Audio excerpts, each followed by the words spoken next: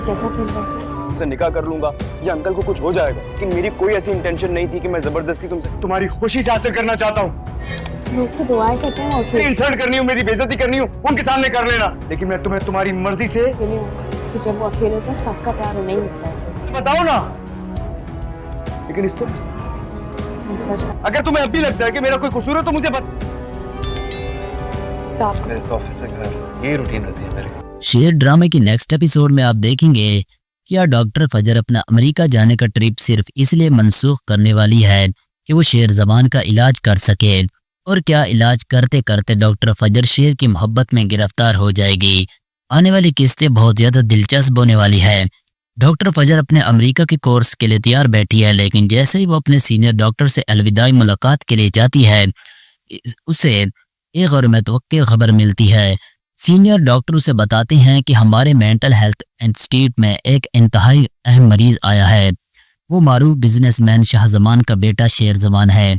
मैं चाहता हूँ कि तुम अमेरिका से वापस आकर उसका केस संभाल लो। फजर चौंक जाती है शेर जमान का नाम सुनते ही। उसके माजी की यादें ताज़ा हो जाती हैं। वो वही शेर जिसने एक बार फजर को फाहद जैसे खतरनाक शख्स से बचाया था। फजर इजाज़त लेकर शेर को देखने जाती है। जैसे ही शेर की नज़र फजर पर पड़ती है वो अचानक गुस्से में आकर उसका गला पकड़ लेता है। फजर घबरा कर कहती है, शेर ये तुम क्या कर रहे हो? इसी लम्हे शेर के जहन में कुछ पुरानी आवाज़ें गूंजती है। फजर की आवाज़, अगर कभी मौका मिला तो मैं ये एहसान ज़रूर चुकाऊंगी। शेर हिचकिचाता है, हाथ जोड़ देता है और दीवार के साथ हाथ लगाकर रोने लगता है। फजर अपने सीनियर डॉक्टर के पास वापस आ जाती है और साफ कह देती है कि सर मैं अमेरिका नहीं जा रही, मैं ये केस खुद संभालना चाहती हूँ। सीनियर डॉक्टर हैरान हो जाती है, लेकिन फजर के जज्बे को देखकर उसे इजाज़त दे देती है। फजर शेर जमान की फाइल्स, रिपोर्ट्स और दी जाने वाली दवाइयाँ चेक करती है।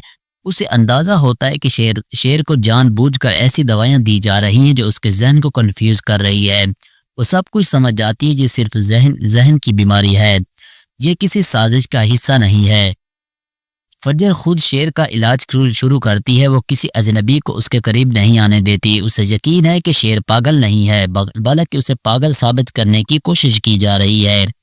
फजर एक दिन शेर से कहती है, शेर मैं जानती हूँ तुम ठीक हो, तुम्हें सिर्फ थोड़ा सा वक्त और भरोसा चाहिए। शेर तक्कर लहजे में कहता है, मेरा चचा बदर जमान और फात ने मेरे बाप को मारा है और अब मुझे इस इदारे में कैद करके सारी जायदाद हथियाना चाहते हैं।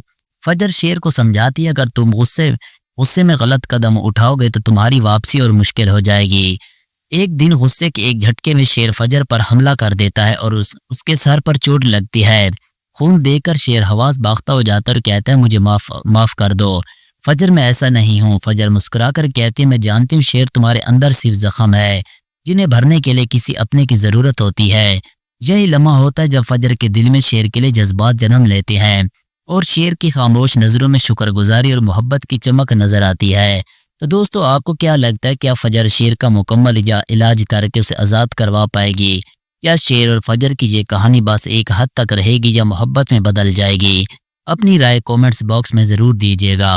और अगर आप लोगों को हमारी ये वीडियो अच्छी लगे तो वीडियो को लाइक और चैनल को ज़रूर सब्सक्राइब कीजिएगा।